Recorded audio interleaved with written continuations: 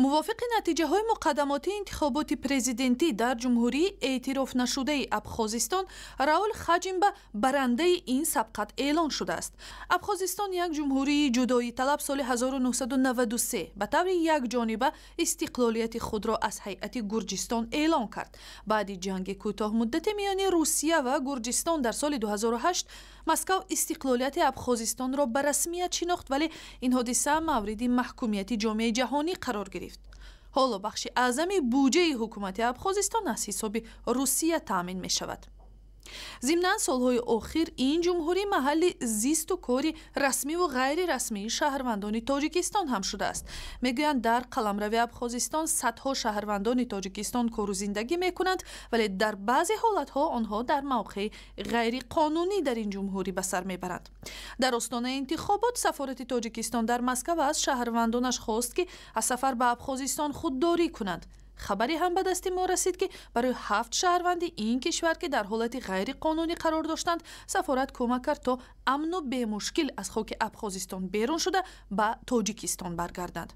درباره این حادثه و شرایط به ابخازستان رفتن شهروندان تاجیکستان، محمد ایگمزاد نماینده رسمی سفارت تاجیکستان در مسکو خبر می‌دهد.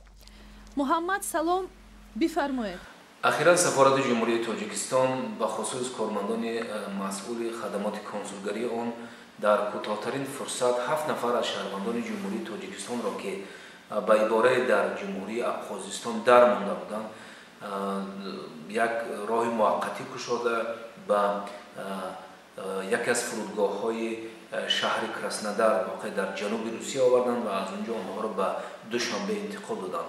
باید گفت که مسئله در ابخازستان در ماندن شهروندان تاجیکستان یکی از مسائل عمده می باشد که وقتهای آخر سفارت تاجیکستان با آن روبرو می شود. ما بارها به هموطنان مراجعت کرده بودیم، همچنین به رهبران تشکیلات های جمعیتی ما در منطقه جنوبی روسیه مراجعت کرده بودیم و از آنها خواهش نمودیم که هموطنان ما از سفر به جمهوری ابخازستان خودداری کنند. ما میفهمیم و سفارت خوب درک میکند که اکثریت شهروندان تاجیکستان با مقصد قانونی کردن بودباش خود در قلمرو فدراسیون روسیه بعد از 3 ماه میخواهند که یک بار سرحد را عبور کنند و دوباره وارد شوند و جمهوری ابخازستان سفر میکنند.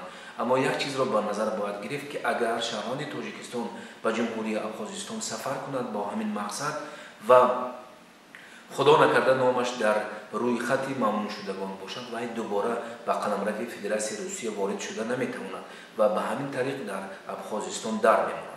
برای اینکه از ابخازستان بدون روسیه به تاجیکستان برگردد راه مستقیم نیست و همین مشکلات رو میبرد.